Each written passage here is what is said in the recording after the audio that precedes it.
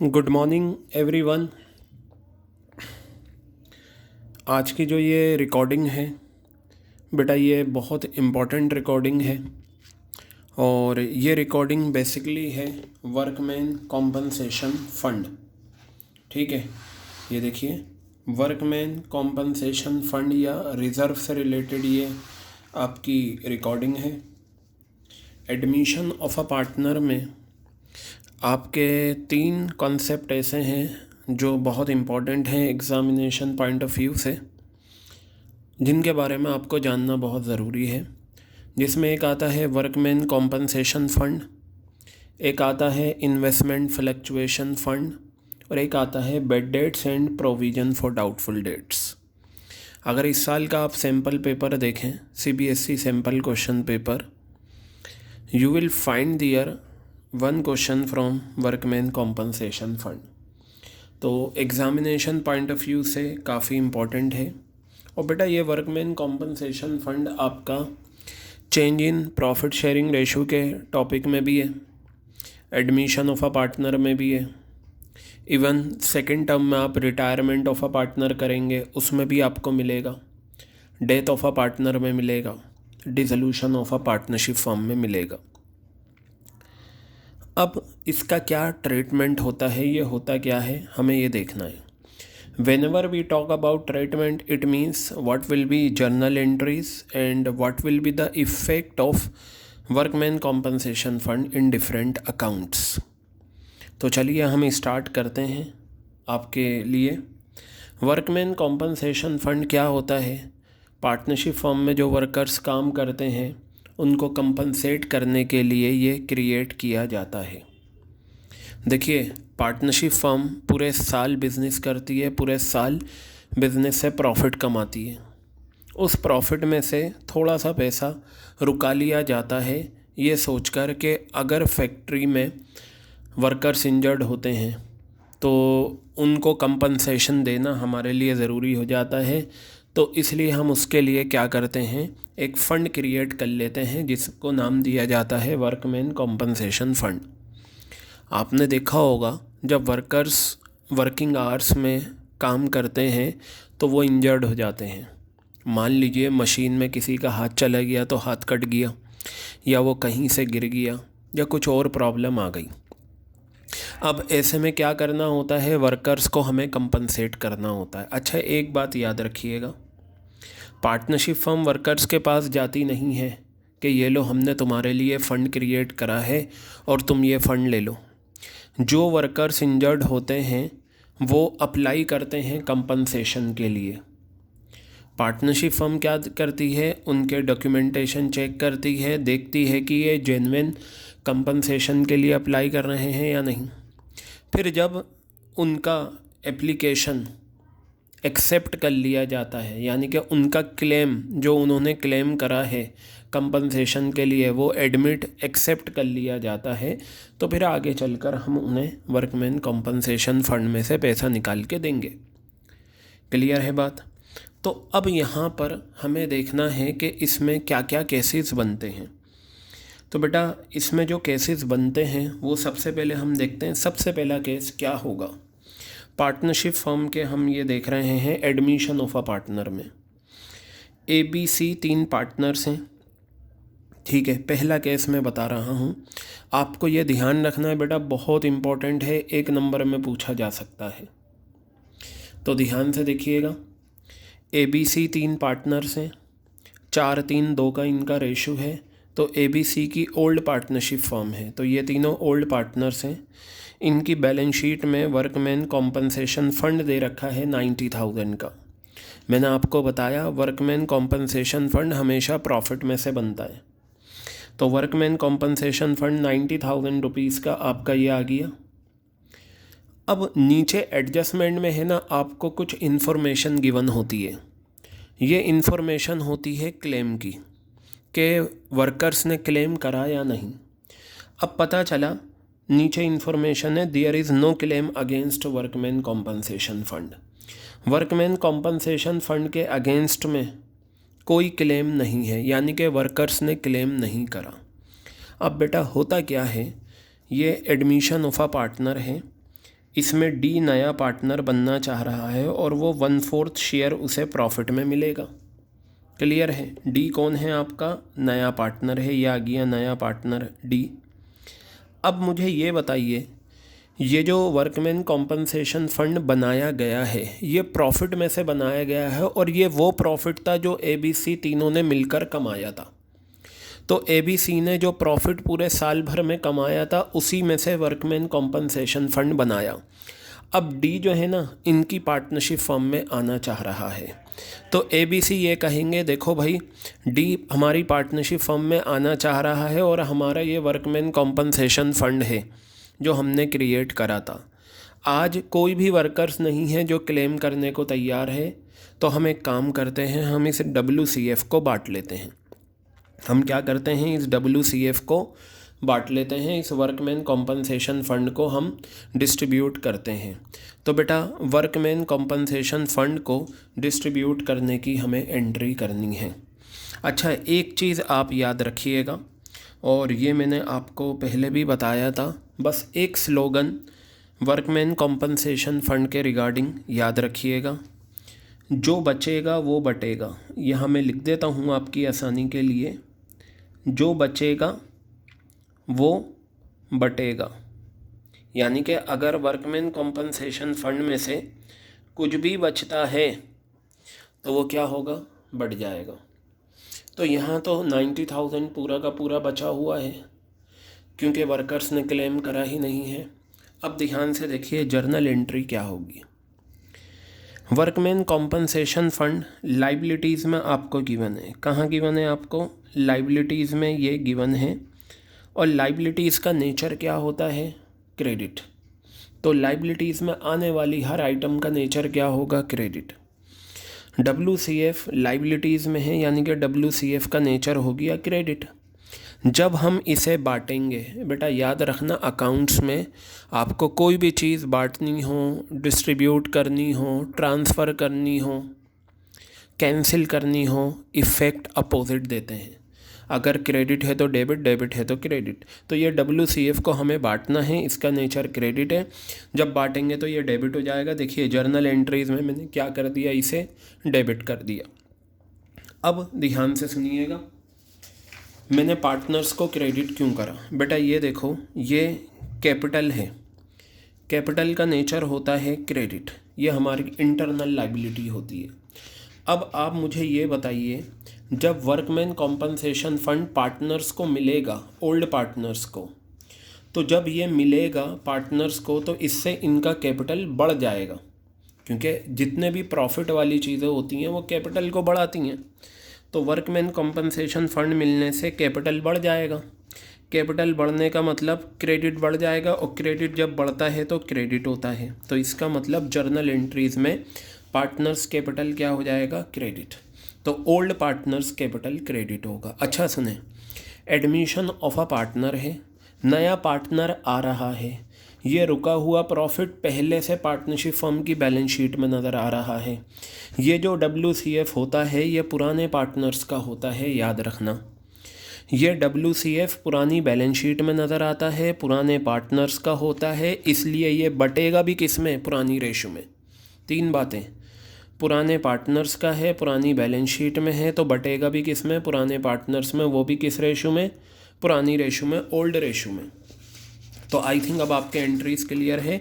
तो WCF बांटने की जो एंट्री होती है वो होती है workman compensation fund account debit to old partners capital account. Narration होती है being WCF distributed in old ratio. Clear हो गई बात? तो ये आपको एंट्रीज़ याद रखनी है। चलिए इस एग्जांपल से हम एंट्री बनाते हैं। तो यहाँ पर कोई भी क्लेम नहीं है, यानी कि वर्कर्स ने क्लेम नहीं करा, आपके पास पूरा 90,000 का WCF बच गया। तो बेटा जो बचेगा वो बटेगा। यहाँ तो सारा ही बचा हुआ है, तो आप इसे क्या करेंगे? डिस्ट्रीब्यूट करेंगे। एंट्रीज़ आपके सामने है, WCF account debit to old partners. तो मैंने WCF को डेबिट करा, अमाउंट कितना है? 90,000। ओल्ड पार्टनर्स, अब इस क्वेश्चन में ओल्ड पार्टनर्स हैं ABC, तो नाम से credit to A's capital, to B's capital, to C's capital. बेटा अगर कैपिटल फिक्स होते हैं तो हम बस कैपिटल की जगह क्या कर देते हैं, करंट अकाउंट, अदरवाइज कैपिटल आएगा, फ्लक्चुएटिंग में कैपिटल आता है। तो एंट्री होती है WCF account debit to old partners. अब 90,000 को मैंने ओल्ड रेशो में डिस्ट्रीब्यूट करा। आप याद रखना ये ओल्ड रेशो WCF जो होता है वो ओल्ड रेशो में बढ़ता है। किस में बढ़ता है, ओल्ड रेशो में। तो ये मैंने डिस्ट्रीब्यूट करके दिखा दिया। अब बेटा क्या होगा, ये तो था जर्नल एंट्रीज WCF का। अगर इसी को मैं पार्टनर्स कैपिटल में लेजर पोस्टिंग करूं तो बड़ा सिंपल है। एडमिशन ऑफ अ पार्टनर में मैंने आपको पार्टनर्स कैपिटल अकाउंट बना के दिखाया था, उसमें से एक आइटम ये भी थी। अब ये देखिए, जब भी हम, अब मुझे पार्टनर्स कैपिटल बनाना है, ये पार्टनर्स कैपिटल मैंने बनाया। बेटा जो अकाउंट बनाते हैं उसे छुपा लो, ये मैंने छुपा लिया। जब मैं इसे छुपाऊंगा तो मेरे पास क्या है, WCF ऊपर, पीछे कुछ नहीं है तो बाय में जाएगा ये। तो बाय WCF करके ये तीनों लेजर पोस्टिंग आ गई। अब मेरी बात ध्यान से सुनिएगा, 90,000 का WCF था जो आप डिस्ट्रीब्यूट कर चुके हैं पार्टनर्स में। तो अब आपके पास WCF नहीं बचा। तो बेटा जब आप इसे डिस्ट्रीब्यूट कर चुके हैं तो जो नई बैलेंस शीट बनेगी D के आने के बाद, उसमें WCF को हम नहीं दिखाएंगे। ये जो मैंने यहाँ ब्रैकेट में लिखा, यही लिखा है इन दिस सिचुएशन। कौन सी सिचुएशन, ये रही कि WCF will not be shown in new balance sheet. नई बैलेंस शीट में WCF को नहीं दिखाया जाएगा। क्यों, क्योंकि ये ऑलरेडी डिस्ट्रीब्यूट हो चुका है। क्लियर हो गई बात।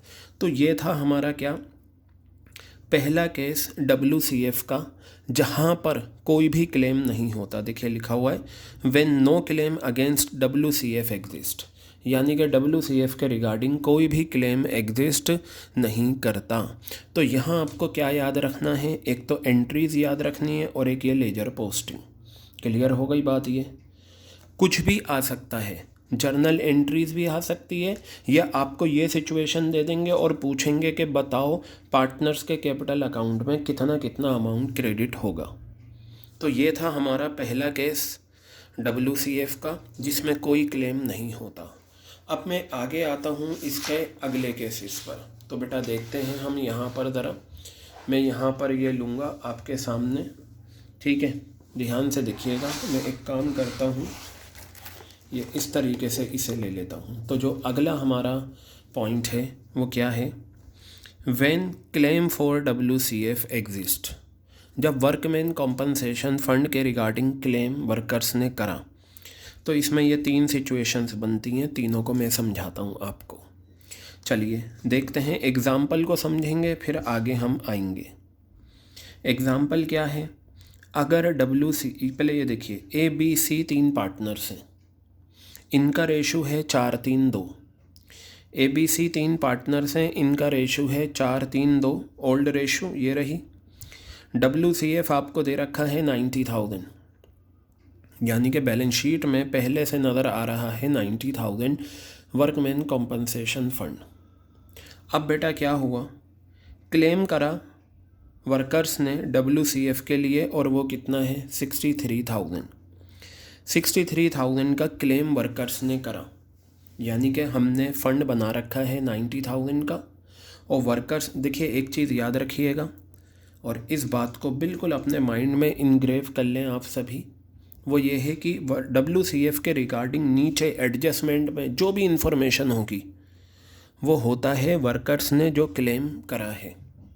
क्लियर हो गई बात। अब 90,000 का हमने फ़ंड बना रखा है, लेकिन वर्कर्स ने क्लेम करा 63,000 का। ठीक है, हमने ये क्लेम एडमिट कर लिया। नीचे जो भी क्लेम के रिगार्डिंग इन्फॉर्मेशन होती है, इतना अमाउंट हमने एक्सेप्ट कर लिया, यानी कि इस 90,000 में से हम 63,000 रुपीज़ वर्कर्स को देंगे। अच्छा, आपके 12th क्लास में एक्चुअल में देने वाली बात नहीं है, वो आगे चलकर होता है। फ़िलहाल 12th में आपको बस ये जानना है कि हाँ आपने 63,000 का क्लेम एडमिट कर लिया, ये आपकी लाइबिलिटी बन गई। क्या बन गई, आपकी लाइबिलिटी बन गई। अब सुने, होता क्या है जब क्लेम गिवन होता है वर्कमैन कॉम्पनसेशन के अगेंस्ट में, तो 3 सिचुएशंस हैं, ये रहीं। फ़ंड देखिए कितना है 90 और क्लेम कितना है 63, कम है या नहीं, तो ये 3 सिचुएशंस क्या होंगी? जब फंड ज़्यादा और क्लेम कम, जब फंड और क्लेम दोनों बराबर, जब फंड कम है और क्लेम ज़्यादा है। तो बेटा ये रही वो 3 सिचुएशन जहाँ पर अमाउंट ऑफ WCF यानी कि ये WCF का अमाउंट ज़्यादा है क्लेम से। तो ये पहली सिचुएशन ये रही। देखिए अमाउंट कितना है 90, क्लेम कितना है 63। अगर 90-90 हो जाए तो ये दूसरी सिचुएशन, और अगर ये 90 और ये 90 से ज़्यादा है तो तीसरी सिचुएशन। तीनों में हमें एक देखना है क्या करना है। अच्छा, एक लॉजिक मेरा बहुत ध्यान से सुन लें आप, बहुत ज़्यादा। नीचे जो भी एडजस्टमेंट गिवन है वो अमाउंट होता है तो जो वर्कर्स ने क्लेम करा है कि हाँ जी हमें इतने का क्लेम चाहिए, और ये वही अमाउंट होता है जो हम एक्सेप्ट कर लेते हैं। यहाँ जो भी अमाउंट होगा इतना अमाउंट हमारी लाइबिलिटी बन जाएगा, हमारी जिम्मेदारी बन जाएगा कि हमें आगे चलकर देना है इतना अमाउंट।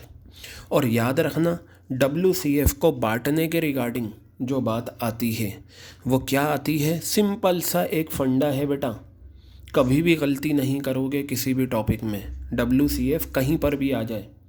वो क्या याद रखना है? जो बचेगा वो बटेगा। क्या होगा? जो बचेगा वो बटेगा। तो चलिए देखते हैं। अब मुझे ये बताइए 90,000 का फ़ंड था, मान लीजिए ये 90,000 का फ़ंड है, इसमें से मैंने 63,000 अलग निकाल लिए। ये मुझे देने नहीं हैं, ये मेरी ज़िम्मेदारी है, आगे चलकर दूंगा मैं। तो जब मैं 90 में से 63 निकाल लूँगा तो 27,000 बचे। ये 27,000 रुपीज़ मेरा डिस्ट्रीब्यूट होगा पार्टनर्स में, जो बचेगा वो बटेगा। तो इस सिचुएशन में 27,000 रुपीज़ आपके पास बचा है। अब मेरी बात ध्यान से सुनिए, मैं सबसे पहले इसकी एंट्री आपको समझा देता हूँ। एंट्री है ये, बेटा ये बताओ ये WCF का अमाउंट कितना है? 90,000। मुझे इसे क्या करना है? कैंसिल करना है।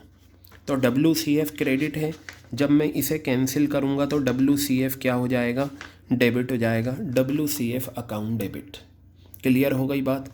अब मुझे ये बताइए इस 90,000 का जो अमाउंट है, इस 90,000 के अमाउंट में 63,000 जो है वो आप अलग कर लोगे। क्या कर लोगे? 63,000 आप अलग कर लोगे। और ये जो 63,000 है बेटा ये क्या है? वर्कर्स का क्लेम है जो उन्होंने एडमिट कराया है। तो ये जो वर्कमैन कॉम्पनसेशन फ़ंड का क्लेम है ये हमारी लाइबिलिटी बन जाता है। लाइबिलिटी का नेचर होता है क्रेडिट। तो एंट्री होती है WCF account debit to WCF claim, workman compensation fund claim. F हटा दो, इतना भी कहो वर्कमैन कॉम्पनसेशन क्लेम तब भी चलेगा। तो 90,000 आपका अमाउंट है टोटल, इसमें से जो लाइबिलिटी बन गई वो कितने की बनी? 63,000।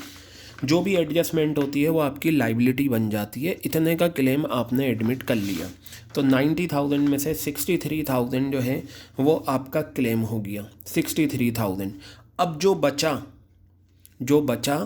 27,000 वो बढ़ जाएगा। और जब बढ़ता है तो आपको पता है पार्टनर्स कैपिटल क्या होते हैं? क्रेडिट। ये एंट्री मैंने समझाई थी, ये रही ये वाली। वर्कमैन कॉम्पनसेशन फंड डेबिट होगा और पार्टनर्स कैपिटल क्रेडिट होगा। तो यहाँ पर क्या होगा? यहाँ पर आपका आ जाएगा टू ओल्ड पार्टनर्स, और ओल्ड पार्टनर्स कौन है? 3, 2A 2B 2C। ये आ गए 2A's capital, 2B's capital, 2C's capital, ये तीनों आ गए। 27,000 रुपीज़ को हम ओल्ड रेशो में बांट देंगे। सुने, ये है कंबाइन एंट्री। क्या है ये? Combine. WCF account debit to WCF claim to old partners. आप चाहें तो इसकी 2 एंट्रीज़ भी बना सकते हैं। 2 एंट्रीज़ कैसे बनेंगी? WCF to workman compensation claim, यह आ गया WCF क्लेम, यह आ गया आपका 63,000 और यह आ गया 63,000। और बचा हुआ जो अमाउंट है 27,000 उसको बांटना है। बांटने की एंट्री मैंने आपको सिखा रखी है। बांटने की एंट्री होती है WCF to old partners. Old partners कौन है? 2A's कैपिटल, 2B's कैपिटल और ये आ गया बेटा 2C's कैपिटल। ठीक है, 27,000 आपका WCF, और जब हम इसे 4-3-2 का रेशो है इसमें बांटेंगे 12,000 आ जाएगा, ये 9,000 आ जाएगा और ये 6,000 आ जाएगा। अब आप देखिए 63,000 का जो फंड था उसमें से क्लेम हो गया वो जो बचा हुआ था, तो टोटल मिला के 90,000 ही आ गया। तो ये दो एंट्रीज भी कर सकते हैं हम या कंबाइन भी कर सकते हैं। ठीक है, WCF डेबिट यूँ होगा क्योंकि ये कैंसिल हो जाएगा, WCF क्लेम क्रेडिट यूँ होगा क्योंकि ये हमारी लाइबिलिटी बन जाएगा, पार्टनर्स के कैपिटल क्रेडिट यूँ होंगे क्योंकि जब प्रॉफिट उनमें बटेगा तो उनका कैपिटल बढ़ जाएगा और कैपिटल बढ़ता है तो क्रेडिट होता है। तो बेटा ये एंट्रीज आप याद रखना, ये कंबाइन एंट्री है, ये WCF टू ओल्ड पार्टनर्स इतना पार्ट तो आपका हो गया बांटने वाला, और WCF to workman compensation claim ये लाइबिलिटी को एक्सेप्ट करने वाला। तो अब चलिए हम देखते हैं, 90,000 का हमारा फंड है, 63,000 का जो है हमने क्लेम एडमिट कर लिया, तो बचा कितना 27,000। फंड में अभी भी 27,000 बचा है, जो बचेगा वो बटेगा। तो देखिए मैंने ये 27,000 रुपीज़ बांट दिए, एंट्री यही करी, WCF आपका आ गया 90,000 to old partners capital, old partners हैं ABC, तो मैंने 27,000 रुपीज़ को डिस्ट्रीब्यूट करा ओल्ड रेशो है आपकी 4-3-2, बांट दिया। अब आप पूछें सर ओल्ड रेशो में क्यों बांटा? बेटा बड़ा सिंपल लॉजिक है, ये जो फंड बनाया गया है ये पुराने पार्टनर्स ने जो प्रॉफिट कमाया था उससे बनाया गया है, तो जब कमाया भी पुराने पार्टनर्स ने, पुराने प्रॉफिट में से बना हुआ है, पुरानी बैलेंस शीट में गिवन है, ठीक है, तो बटेगा भी किस में? पुरानी रेशो में। और सुने फिर ये वर्कमैन कॉम्पनसेशन क्लेम आपका आ गया 63,000, क्लियर हो गई बात? तो ये थी मेरी जर्नल एंट्री। अब अगर मैं इसकी लेजर पोस्टिंग करूं तो बेटा कैपिटल अकाउंट्स में जब भी हम लेजर पोस्टिंग करते हैं ना, तो जो अकाउंट बनाते हैं उसे छुपा लेते हैं, तो मैंने इसे छुपा लिया। तो मेरा ऊपर क्या है, वर्कमैन कॉम्पनसेशन फंड, मैंने बाय WCF लिखा और अमाउंट ये तीनों के यहाँ आ गए। अच्छा जी सुने, अब यहाँ पर ये जो एडजस्टमेंट होती है ये हमारी लाइबिलिटी बन जाती है। भाई हमारा 90,000 का फंड बना हुआ था, वर्कर्स आए, इंजर्ड हुए, वो अपना प्रूफ लेकर आए, भाई हमारा हाथ टूटा, हमारा पैर टूटा, मेडिकल वगैरह ये लेकर आ गए, उन्होंने फॉर्म वगैरह भरा, हमने सारी वेरिफिकेशन के बाद देखा हाँ भाई ये सही है, 63,000 का क्लेम हमने एक्सेप्ट कर लिया। जैसे ही हम एक्सेप्ट करेंगे ये 63,000 हमारी लाइबिलिटी बन जाएगा, ये अभी हमें पे नहीं करना, फ्यूचर में कभी पे करेंगे। तो ये 63,000 जो हमारी लाइबिलिटी बन गया है, अब हम नए पार्टनर के आने के बाद जब बैलेंस शीट बनाएंगे, ये नया पार्टनर है, 1/4 शेयर इसे मिला है, तो ये जो बैलेंस शीट बनेगी नए पार्टनर के आने के बाद, WCF workman compensation fund claim, या तो सिर्फ WCF लिख दो या WCF क्लेम लिख दो, चाहो तो क्लेम लिख दो, WCF क्लेम कितना आ गया 63,000। तो ये जो एडजस्टमेंट में होता है ये हमेशा बैलेंस शीट में जाएगा, जो भी अमाउंट होगा यहाँ, क्योंकि ये हमारी क्या है, लाइबिलिटी है। तो ये जो ब्रैकेट में मैंने बात लिखी है वो यही लिखी है, क्या है, in this situation amount equal to claim for WCF, ये रहा क्लेम फॉर WCF का जो अमाउंट है उसे हम शो करते हैं बैलेंस शीट में लाइबिलिटी साइड में, ये आ गया बेटा। ये जो नोटिस है वो इसके लिए है, क्लियर हो गई बात? तो ये था हमारी पहली सिचुएशन जहाँ फंड ज़्यादा हो और आपका क्लेम कम हो। अब मैं बात करता हूँ जहाँ फंड और क्लेम बराबर हो। आपने एक कॉन्सेप्ट समझ लिया तो दूसरे कॉन्सेप्ट को समझना बड़ा आसान है आपके लिए। दूसरा कॉन्सेप्ट आपका ये आ गया। तो यहाँ जो मैंने सिचुएशन ली है वो सिचुएशन ली है जहाँ पर फंड और क्लेम बराबर हों। तो देखिए फंड कितना है, यहाँ मैंने लिखा अमाउंट ऑफ WCF बराबर है क्लेम के। तो यहाँ पर वर्कमैन कॉम्पनसेशन फंड है 90,000, क्लेम है 90,000, तो ये भी 90,000, ये भी 90,000, यानी कि हमने फ़ंड बना रखा है 90,000, वर्कर्स ने क्लेम भी 90 का करा, दोनों बराबर। तो बेटा मुझे एक बात का जवाब दीजिए, क्या इस सिचुएशन में आपके पास फंड बचेगा? Answer is no. जितना फंड था उतना वर्कर्स ने क्लेम कर लिया, तो इस सिचुएशन में फंड नहीं बचेगा, ना बचेगा ना बटेगा। याद रखना, फंड को बांटने के लिए जो लॉजिक है वो ये है, जो बचेगा वो बटेगा। अब इस सिचुएशन में ना बचेगा ना बटेगा, लेकिन हाँ ये जो फंड है, ये जो हमने क्लेम एडमिट करा है, इसकी तो एंट्री होगी। एंट्री इसकी बिल्कुल सिंपल है, workman compensation fund to workman compensation claim. ये जो एंट्री होती है बेटा, ये एंट्री होती है क्लेम को एडमिट करने की। याद रखना, कोई सी भी सिचुएशन आ जाए, क्लेम को एडमिट करने की एंट्री है WCF टू WCF क्लेम। यहाँ पर भी यही एंट्री थी, यहाँ कंबाइन थी ना। अगर आप इसे दो टुकड़ों में करें तो WCF टू WCF क्लेम, ये एंट्री आ गई। ठीक है, तो ये एंट्री होती है आपकी क्लेम को एडमिट करने की। तो अगर मैं इस सिचुएशन में देखूं, वर्कमैन कॉम्पनसेशन फंड 90,000 था और इतना ही क्लेम हो गया, तो ये एंट्री मेरी आ गई। अब बेटा इसमें फ़ंड तो बचा नहीं, जब बचा ही नहीं तो बटेगा भी नहीं, तो पार्टनर्स कैपिटल का तो कोई यहाँ पर चर्चा, कोई डिस्कशन नहीं होगा। ठीक है, अब सुने, ये आपको एडजस्टमेंट में गिवन है ना क्लेम। बेटा मैंने अभी आपको बताया, बार बार बताऊंगा कि अगर एडजस्टमेंट में WCF के रिगार्डिंग कोई भी इन्फॉर्मेशन है, क्या होगी? क्लेम के रिगार्डिंग होगी, कितना क्लेम है, वो आपकी लाइबिलिटी बन जाता है, और वो जो अमाउंट होता है वो नई बैलेंस शीट में लाइबिलिटी साइड में लिखा जाता है। वर्कमैन कॉम्पनसेशन फंड 90,000, या आप आगे क्लेम भी लिख सकते हैं, WCF क्लेम 90,000। जितना अमाउंट यहाँ पर है वही अमाउंट यहाँ आएगा। और ये जो मैंने पैराग्राफ दिया है, ये पैराग्राफ यही है आपका, ये आ गया। ठीक है, ये पैराग्राफ बिल्कुल यहाँ पर ये आपका आ चुका है। तो हमने क्या करा? सबसे पहला केस करा था फंड ज़्यादा क्लेम कम। अब मैंने यहाँ पर लिया फंड और क्लेम दोनों बराबर। अब मैं इसका उल्टा करूँगा, फंड कम होगा क्लेम ज़्यादा होगा, फंड कम होगा क्लेम ज़्यादा होगा।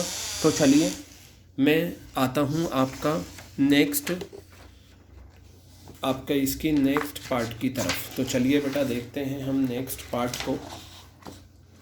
नेक्स्ट पार्ट मेरा ये आ गया आपके सामने। ठीक है, तो चलिए नेक्स्ट पार्ट को हम देखते हैं। और ये नेक्स्ट पार्ट आपका है जहाँ पर फंड कम है और क्लेम ज़्यादा है। तो देखते हैं, ABC 3 पार्टनर्स हैं, इनका रेशो है 4-3-2, ये ओल्ड पार्टनर्स हैं। वर्कमैन कॉम्पनसेशन फंड है 90,000 का, वर्कर्स ने क्लेम करा 1 लाख रुपए का ज़्यादा। भाई वर्कर्स तो कितने का भी क्लेम कर सकते हैं, ये तो हमारे ऊपर है हम कितना एक्सेप्ट करते हैं। अब आपके दिमाग में एक सवाल आएगा कि सर फ़ंड तो हमने क्रिएट कर रखा है 90,000 का, और क्लेम जो है WCF का हमने एडमिट कर लिया 1 लाख रुपए का। कोई बात नहीं, तो इस 90 में से 90,000 तो क्लेम में चला जाएगा, बाकी 10,000 रुपये क्लेम के और कहाँ से आएंगे बेटा? और जनरेट कर लेंगे हम WCF। ठीक है, यानी कि एक तरीके से ये हमारी लाइबिलिटी इंक्रीज़ हो जाएगी। अब सुने मेरी बात, वर्कमैन कॉम्पनसेशन फ़ंड तो डेबिट होगा क्योंकि ये यहाँ पर क्रेडिट है, तो जब ये क्लेम में चला जाएगा तो ये कैंसिल हो जाएगा, ये डेबिट हो गया। और ये जो वर्कमैन कॉम्पनसेशन क्लेम है ये आपकी लाइबिलिटी बन जाएगा, ये क्रेडिट हो गया। तो बेटा जो 10,000 रुपये फ़ंड हमारे पास कम पड़ रहा है, यानी कि हमें 10,000 का फ़ंड और चाहिए ताकि हम क्लेम पूरे 1 लाख रुपए के एडमिट कर सकें। अब हमारे पास है नहीं तो क्रिएट कर लो, यानी कि एक तरीके से ये 10,000 रुपये की अनरिकॉर्डेड लाइबिलिटी हो जाती है, और जितना भी अनरिकॉर्डेड लाइबिलिटी होती हैं वो रीवैल की डेबिट में जाती हैं। तो रीवैल्यूएशन अकाउंट क्या हो जाएगा? डेबिट हो जाएगा। ये केस काफ़ी इम्पोर्टेंट है और ये काफ़ी बार आ सकता है, सबसे ज़्यादा इम्पोर्टेंट केस यही होगा। तो एंट्री याद रखना, जितना क्लेम है वो तो क्रेडिट हुआ, फ़ंड जो है डेबिट, जो बचा वो रिवेल में चला गया। तो चलिए देखते हैं किस तरीके से। अच्छा आप खुद बताइए, क्या इस सिचुएशन में कुछ फंड बचा? नहीं बचा, तो बेटा ना बचेगा ना बटेगा। बस सीधा सा लॉजिक याद रखो, पार्टनर्स में WCF तभी बटेगा जब बचेगा। ठीक है, याद रखना, जो बचेगा वो बटेगा, ना बचेगा ना बटेगा। क्लियर? तो इस सिचुएशन में भी बचा नहीं, तो बचा नहीं हमने बांट कर भी नहीं दिखाया, इस वजह से यहाँ पर भी पार्टनर्स का नाम कहीं से कहीं तक नहीं है। तो मैं जब जर्नल एंट्री करूँगा तो मेरा वर्कमैन कॉम्पनसेशन फ़ंड 90,000 का है, इसे मुझे कैंसिल करना है। क्यों? क्योंकि अब ये फ़ंड नहीं रहेगा, इस फ़ंड पर क्लेम का राइट आ जाएगा। तो फ़ंड क्रेडिट था, मैंने डेबिट कर दिया, कैंसिल। और ये जो होती है एडजस्टमेंट, ये मेरी लाइबिलिटी का नेचर क्रेडिट, तो मैंने लिखा वर्कमैन कॉम्पनसेशन क्लेम 1,00,000 रुपये। अब ये 90, ये 1,00,000, यहाँ 10,000 का डिफरेंस आ रहा है, तो बेटा ये रीवैल्यूएशन अकाउंट में जाएगा। ठीक है, एक तरीके से अनरिकॉर्डेड लाइबिलिटी आप इसे कह सकते हो, या इंक्रीज इन लाइबिलिटी। अब ये तो जर्नल एंट्री है जो आपको याद रखनी है, इसकी लेजर पोस्टिंग ये रही। सुने, अब अगर मैं रीवैल्यूएशन अकाउंट बनाऊँ तो मैंने ये रीवैल को छुपाया, तो नीचे है टू वर्कमैन कॉम्पनसेशन क्लेम, मैंने लिखा टू वर्कमैन कॉम्पनसेशन क्लेम। अच्छा याद रखना, जिस अकाउंट को छुपाते हो उसके सामने जो अमाउंट होता है वो लिखा जाता है। मैंने रीवैल्यूएशन अकाउंट में पोस्टिंग करनी है, तो जो अकाउंट हमें बनाना है उसको छुपा लो, रीवैल को छुपा लिया। अच्छा, डेबिट को छुपाते हैं तो क्रेडिट की पोस्टिंग होती है, क्रेडिट को छुपाते हैं तो डेबिट की होती है। तो रीवैल्यूएशन को छुपाया, तो नीचे है टू वर्कमैन कॉम्पनसेशन क्लेम, मैंने लिख दिया। मैं अब ये अमाउंट नहीं लिखूँगा, इसके सामने जो अमाउंट है वो 10,000 ही आ गए। और बेटा ध्यान से सुने, एडजस्टमेंट है, लाइबिलिटी बनी, तो ये लाइबिलिटी आपकी बैलेंस शीट में चली गई 1,00,000 रुपये। यानी कि अभी आपने जितने भी प्रीवियस केसेस देखे जहाँ जहाँ क्लेम गिवन है, तीनों केसेस जो इसके हमने करे हैं, तीनों में बैलेंस शीट में जा रहा है, क्योंकि ये क्या बन रहा है, लाइबिलिटी बन रही है।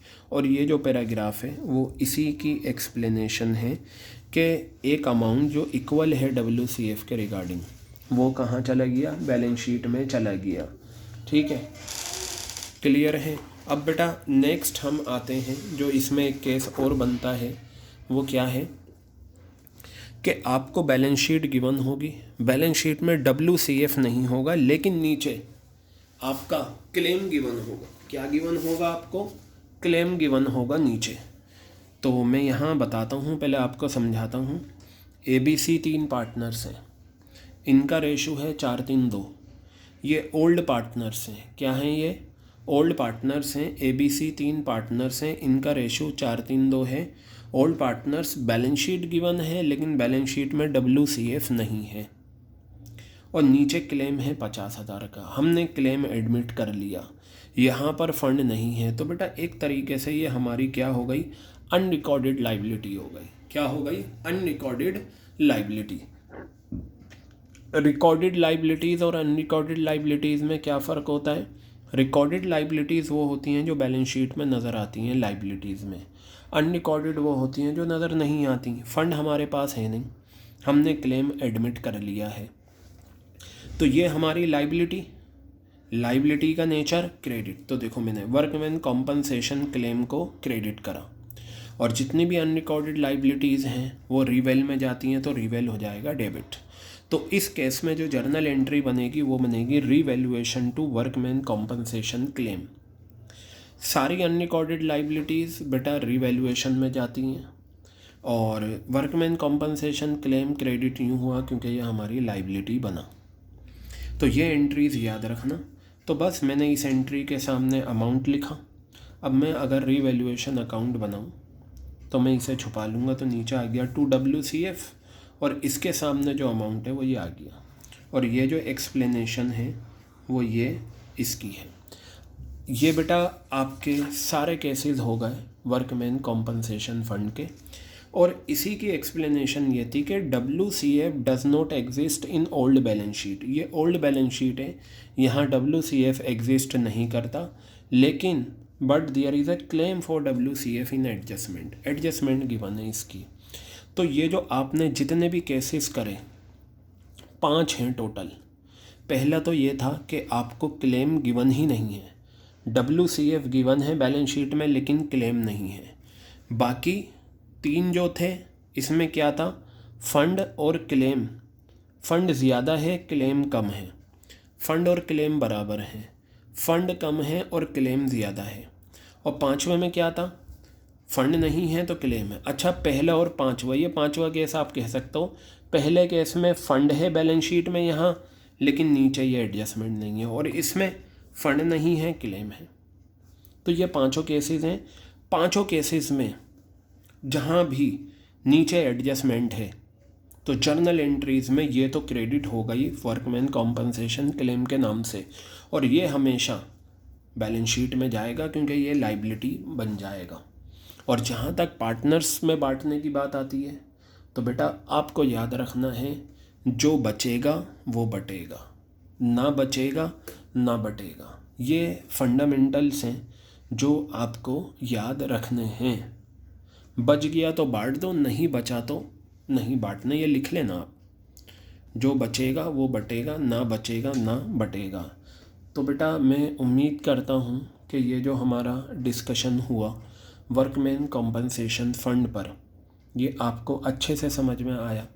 ठीक है, आपने इसे समझा तो आपको इसे याद रखना है, अच्छे से लर्न करना है, इसकी एंट्रीज़ याद रखनी है और इसका ट्रीटमेंट भी आपको पता होना चाहिए। काफ़ी चांसेस हैं कि इससे क्वेश्चन बन जाए एक क्वेश्चन। ठीक है, क्योंकि ये टॉपिक ऐसा है कि ये आगे भी सेकंड टर्म में आपका आएगा, रिटायरमेंट में और डेथ में, डिसोल्यूशन में, तो वहाँ भी हेल्प करेगा आपके ये। और ये आपका हमने एडमिशन ऑफ अ पार्टनर में वर्कमैन कॉम्पनसेशन फ़ंड करा।